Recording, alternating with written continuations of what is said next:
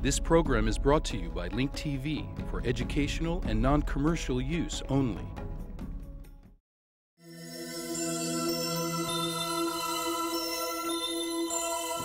Mosaic, a daily news program from Link TV, presents a selection of news reports from independent and state-controlled broadcasters from throughout the Middle East.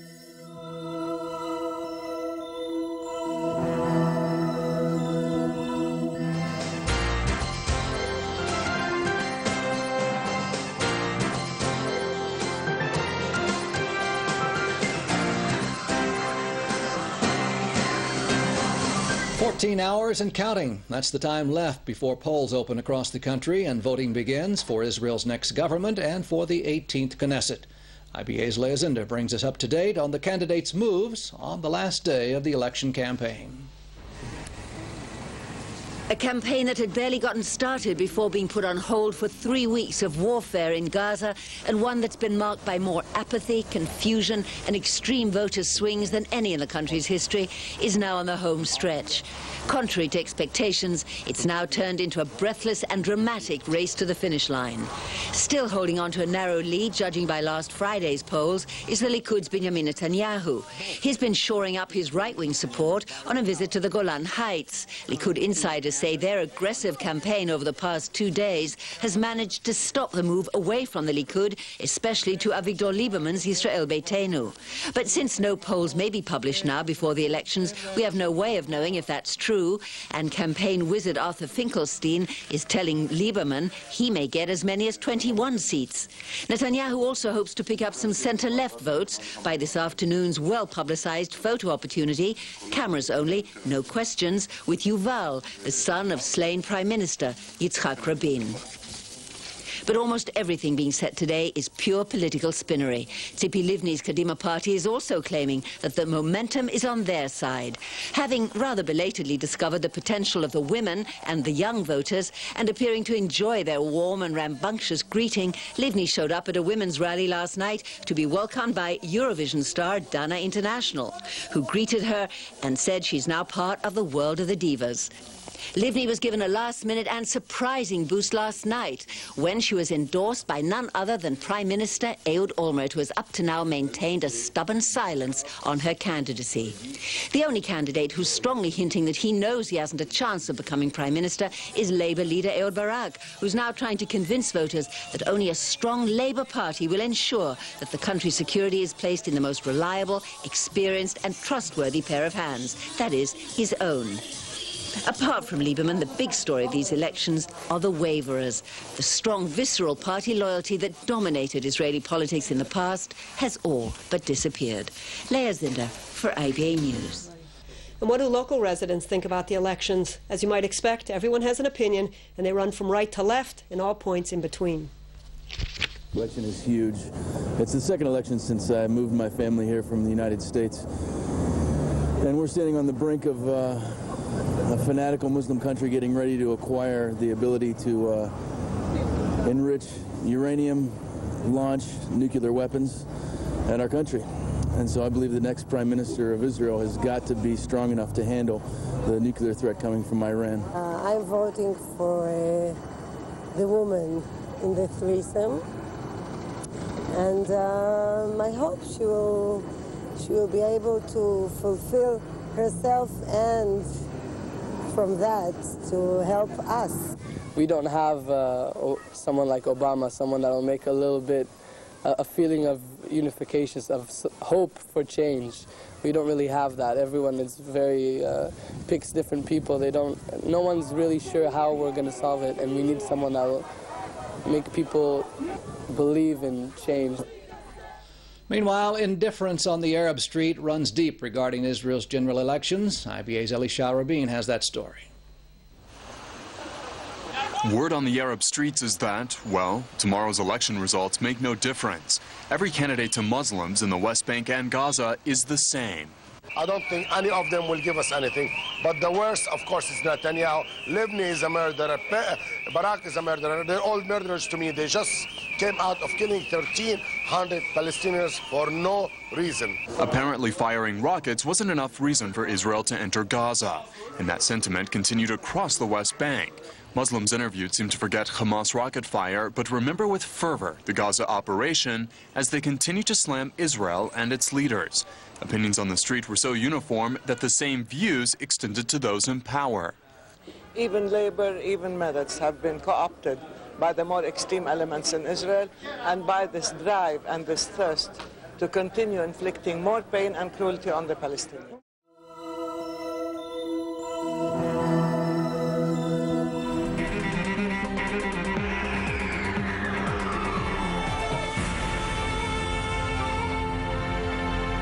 توقع الرئيس المصري حسني مبارك إمكان التوصل الأسبوع المقبل إلى اتفاق على تهدئة. The Egyptian president predicted that a long-term truce will be reached by next week between Israel and Hamas in the Gaza Strip.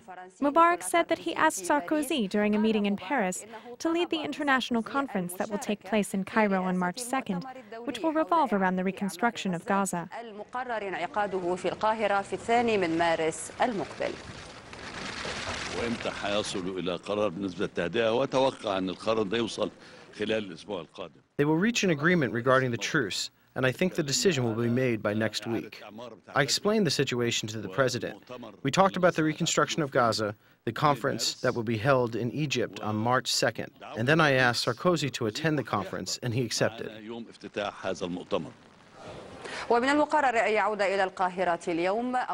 This evening, a Hamas delegation coming from Damascus will arrive in Cairo. Hamas proposed their questions and concerns to the Egyptian leadership, and they are now waiting for a response. All options are possible when it comes to the negotiations regarding the truce. This is because the files are open for discussion and they are intertwined with internal Palestinian issues. Hamas has clarified their expectations for the means to reach a truce, and they now believe that the ball is in Israel's court. We have proposed our questions and concerns to our brothers in Egypt, and now we are waiting for Egypt to respond to us with the response of the Israeli enemy. Khalid Mish'al, the head of the political office for Hamas, has agreed to a truce only if Israel commits to the conditions and ends the siege on Gaza. Nabil Amr, the Palestinian ambassador to Cairo, fears that Israel is holding up the negotiations in order to gain political achievements in the Israeli elections. The negotiations regarding the truce and the continuous catastrophic situation in Gaza make the internal Palestinian talks a priority in order to have a united Palestinian decision, and this is what the Palestinian president insisted on in Ankara. A national Palestinian reconciliation will take place in Cairo, and Hamas will be a part of the decision because they are part of the Palestinian people. Many observers believe that the opportunity to reach a truce could be destroyed at any moment if all parties involved do not commit to all the conditions. Nabil Salem, Al-Arabiya. Locally, Palestinian medical sources have stated that a Palestinian was killed by an Israeli mortar shell that targeted northern Gaza. The Israeli Air Force fired 2 missiles on the Gaza Strip last night. F-16 Israeli planes fired 2 missiles on the security and police station in Khan Yunis, south of the Gaza Strip. This caused a fire, but there were no human casualties. Another Israeli plane fired at an uninhabited area near Beit Lahia in northern Gaza.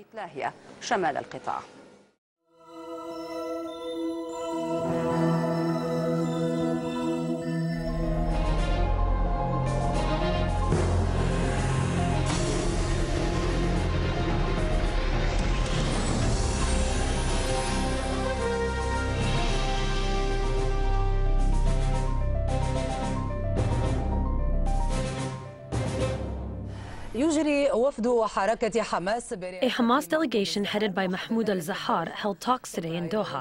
After Doha, the Hamas delegation will head to Cairo to inform Egypt of the movement's final position regarding the proposed ceasefire agreement with Israel.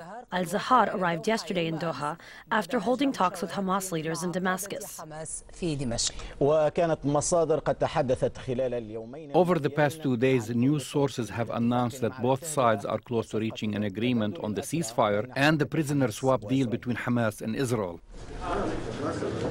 For the second time, he has become known as the former Israeli Prime Minister. The first time, Israel launched an unprecedented war on the Gaza Strip. However, the second time will begin with the announcement of the winner of the Israeli elections and will end with the formation of a new government. Between the elections and the formation of the new government, Olmert's title will be the caretaker of the Israeli government.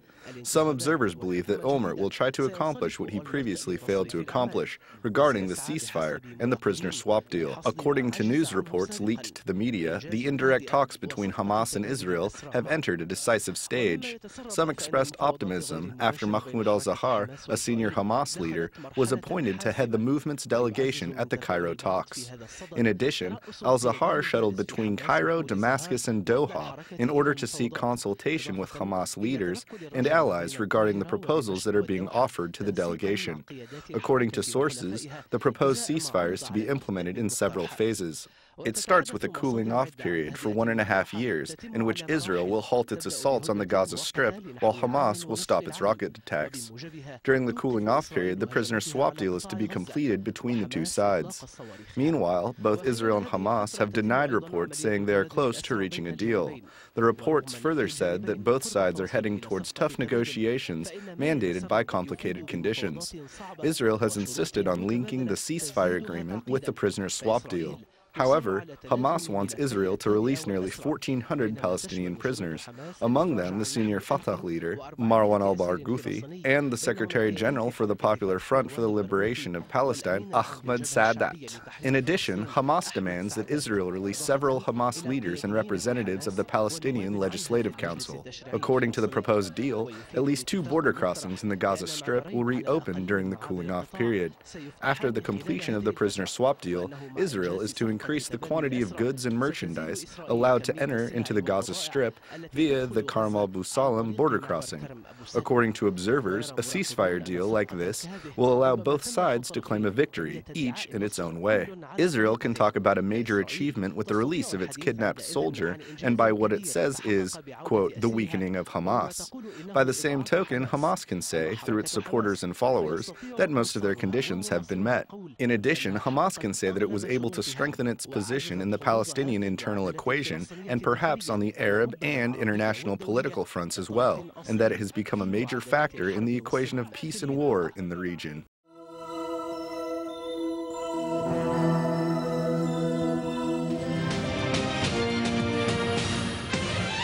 حذرت الحكومة السودانية من مغبة صدور قرار من المحكمة الجنائية. The Sudanese government warned the International Criminal Court against issuing a warrant for the arrest of its Sudanese president, Omar Hassan al-Bashir. It pointed to the potential dangers that may result from a decision like this, which it described as malicious. The government called on the UN Security Council to respond positively to the demands of the African Union, which is calling for the Security Council to suspend the decision in order to allow for political settlement ahead of the direct meetings between the government and the Darfur rebels next Monday in the Qatari capital, Doha. حالة من التوجس والقلق تسود الأوساط السودانية انتظارا للقرار. There's a state of anxiety amongst the Sudanese ranks in anticipation of the International Criminal Court's decision to issue an arrest warrant for Sudanese President Omar al-Bashir for allegedly committing war crimes in Darfur. Meanwhile, the Sudanese government announced that it has prepared itself for the decision and how to deal with it.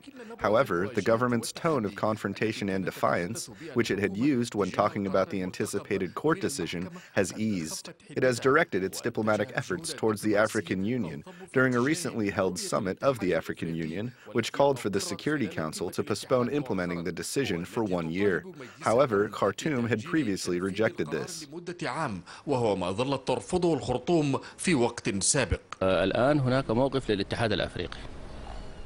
There is now an African Union position. It is very clear. Today, a delegation from the African Union arrived in New York to present the African Union's point of view, which is opposed to the decision. Those who support the tribunal against Sudan stand against the African Union. القوى السياسية السودانية Sudanese political forces appeared divided about how to deal with a decision like this. The largest partner in the National Unity Government, the People's Liberation Movement, appeared to be very hesitant. Meanwhile, the National Conference appeared to lean towards the major traditional parties, like the Ummah Party, whose leader, Sadiq al-Mahdi, expected that the UN Security Council would pass a resolution to deal with the 16th article and postpone the implementation of the decision. However, he said this would be conditioned on internal reforms, which he described as important. حتما سيكون في اتفاق على تأجيل. There will certainly be a consensus on postponing the elements in Article 16. However, this postponement will be linked to some kind of reform.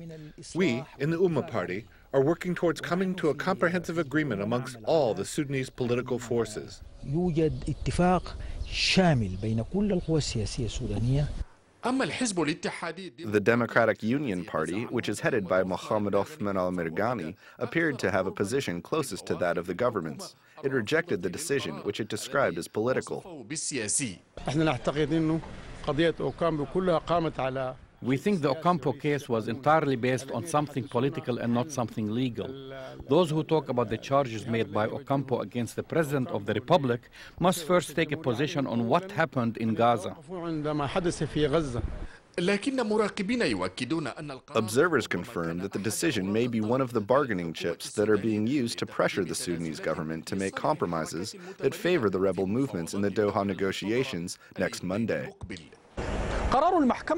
No matter how much people disagree about the International Criminal Court's motivations, be they political or legal, everyone agrees that the court's decision will have many dangerous effects on the unity of the country and its political stability.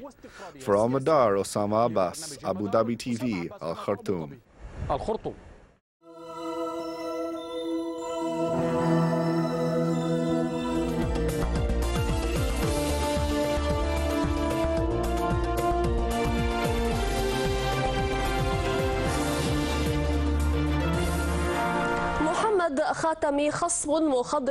Khatami, the prominent leader, will challenge Iranian President Ahmadinejad in the upcoming presidential elections. The Iranian reform leader, Khatami, emphasized that he will run in the elections that will take place on July 22nd. He will be the second person to announce his nomination after Mahdi Karoubi, the former reform leader of the parliament. Khatami announced this in a meeting that took place between religious scholars who are moderates and reformers. He asked for the guarantee of fair elections and for people to take a large role in the election process.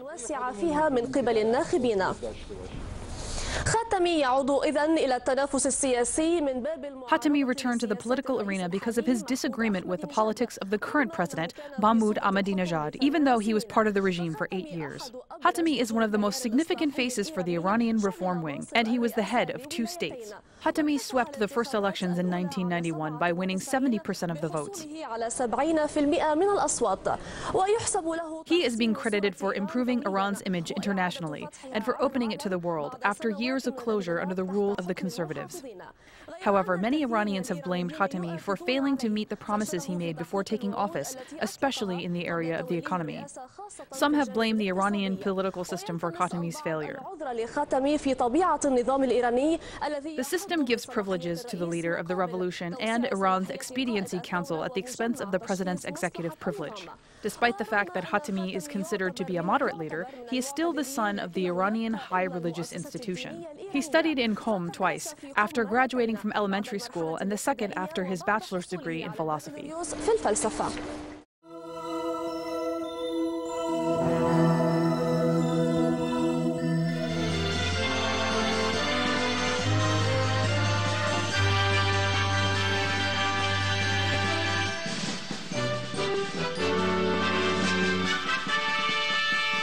من جانب آخر بحث رئيس الجمهورية مع الأمين العام للأمم المتحدة بان كي مون آخر مستجدات الأوضاع في البلاد. The President of the Republic discussed the success of the elections in the provinces of Iraq with Secretary General Ban Ki-moon. President Talibani expressed his appreciation over the UN's efforts to help the Iraqi people and for keeping the UN in Iraq. Adil Abdel Mahdi, the Vice President of the Republic, discussed the latest political updates regarding the local elections that took place in Iraq at the end of last month with Ban Ki-moon. Ban Ki-moon is visiting Baghdad for the second time. He met with President Jalal Tabani. At the meeting, they discussed the general situation in Iraq and the recent elections. The president clarified at a press conference the positive updates regarding Iraq's relationship with neighboring countries, especially Arab countries. He expressed his hope that the Secretary General will contribute to strengthening these relationships. أكد لنا مواصلة دعم الأمم المتحدة للعراق وأنا أيضا The Secretary General guaranteed us that the UN will continue to support Iraq. I told him about the positive updates in Iraq and clarified the successful elections that took place in Iraq. ومبينا شكرنا We thank the UN for the sacrifices they have made for the Iraqi people. The Secretary General expressed his enthusiasm regarding the new developments in the Iraqi elections. He also emphasized the continuation of international organizations' support for the Iraqi government and its people. An honor for me to visit. It is an honor for me as the Secretary General of the United Nations to congratulate the Iraqi people and the government over the success of the democratic elections. I declare that we are committed to supporting the Iraqi government and its people. After that, Ban Ki-moon met with Vice President Dr. Adel Abed al-Mahdi. They discussed several significant issues, such as the elections and human rights. In addition, other issues pertaining to the invasion of Kuwait, the displaced citizens, and the re-evaluation of the UN resolution in Chapter 7 were discussed. الذي حصل في العراق وتطور يبدأ في إنجاز كبير. This was a significant visit that illustrates the huge developments that took place in Iraq, such as the developments in the security files, the elections in the provinces, and hopefully national elections in the future. الانتخابات الوطنية دور الأمم المتحدة كان دائما دور مساعد. The UN was very helpful with the financial situation in terms of the debt and in terms of the elections.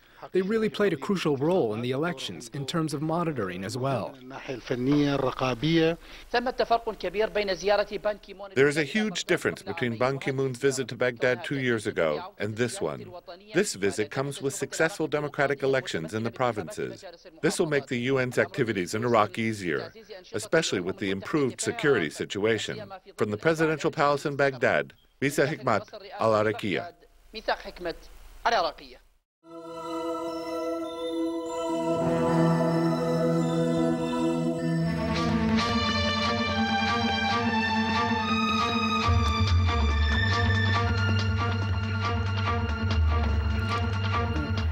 As the Iraqi government takes over security from the multinational forces in Iraq, a decision was made to build more border patrol posts along the Iraqi border with Iran. We leave you with Ali Abdul Kahin.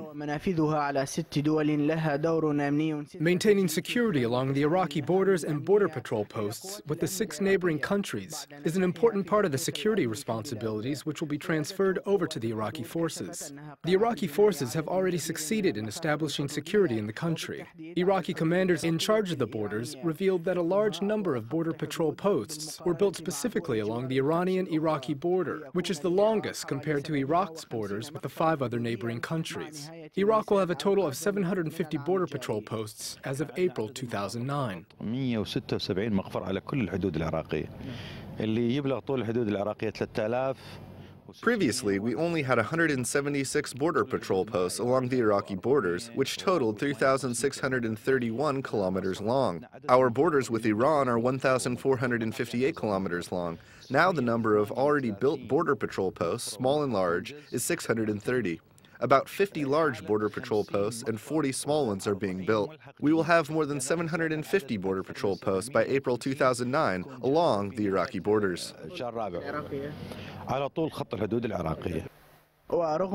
Despite the heavy deployment of Iraqi security forces along the borders and despite the construction of new posts, foreigners continue to infiltrate into Iraq due to difficult terrain and different geographic areas along the borders. There are only a few border patrol posts in some areas. الخروقات الحقيقة مستمرة بما يعني للأشخاص المتسللين والمهربين. Some people continue to infiltrate through the borders in different areas. Once in a while, we arrest some infiltrators who come without the knowledge of the neighboring country of Iran. More than 90% of the Iranian infiltrators come to visit holy Shiite places in Iraq. أكثر من 90% من عندهم هم لزيارة العتبات المقدسة. المنطقة بالوقت الحاضر هي منطقة واسعة جدا قابلة للتسلل. The area is very large, which makes it easy for foreigners to infiltrate into Iraq. We need a large number of monitoring towers in these areas in order to maintain security and stop all security breaches in this area. Otherwise, it will be difficult to control the borders. يكون السيطرة صعبة. Commanders from multinational forces visited some of the border patrol posts and said that they will continue cooperating with the Iraqi Interior Ministry. They also said that they are committed to the withdrawal agreement after desired objectives are achieved and after the Iraqi Interior and Defense Ministries reach their desired level of readiness. The reason is to come and take a look at the progress that's being made on. إن سبب زيارتي إلى الحدود العراقية الإيرانية هو من أجل الاطلاع. The reason is to come and take a look at the progress that has been made. Although we are committed to the withdrawal agreement, we still have a lot of work to do with the Interior Ministry in order to achieve the goals that have not been achieved yet. لتحقيق الأهداف التي لم تتحقق حتى الآن. Commanders of the Iraqi security borders said that their duties have expanded due to religious pilgrims and tourists who continue to come to Iraq in large numbers. They are also in charge of maintaining commercial trade between Iraq and other countries. It is worth mentioning that establishing border patrol posts depends on the level of the security threats and the number of infiltrators, regardless of diplomatic and economic relations between Iraq and its neighbors. Ali Abdel Khalik, Alsumaria.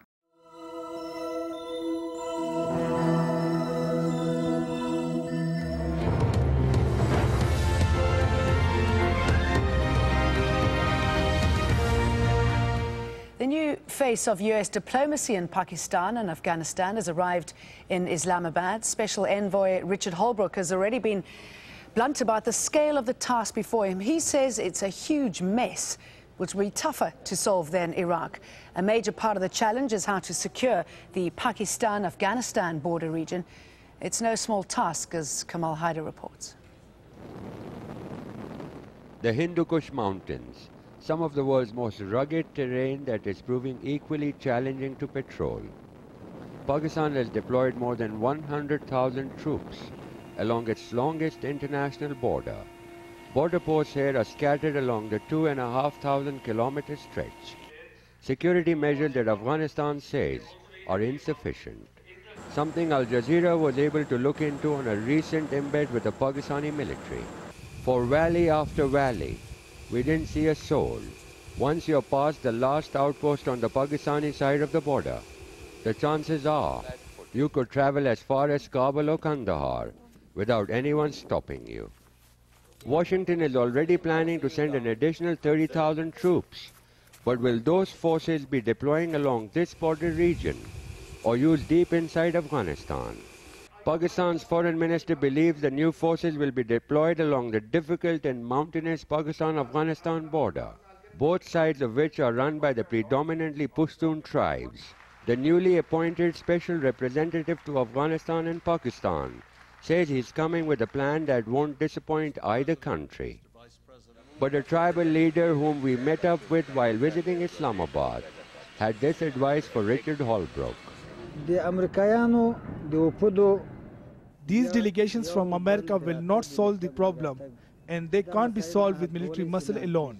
They will have to make room for negotiations if they want to solve the issue. He further said that the continued drone attacks were a loss for both Pakistan and America, and such acts had created nothing but hatred and a violent reaction. Already there is mounting anti-American feeling because of the mounting civilian casualties from the U.S. drone attacks. Get more news about the Middle East online at linktv.org/Mosaic. The Mosaic webpage offers a complete archive of Mosaic programs, program transcripts, the Mosaic video podcast, and the Mosaic Intelligence Report, a weekly analysis of the hottest stories from the Middle East. The views expressed on Mosaic are those of the participating broadcasters, not Link TV or its sponsors. The production of Mosaic is made possible with the support of viewers like you. Thank you.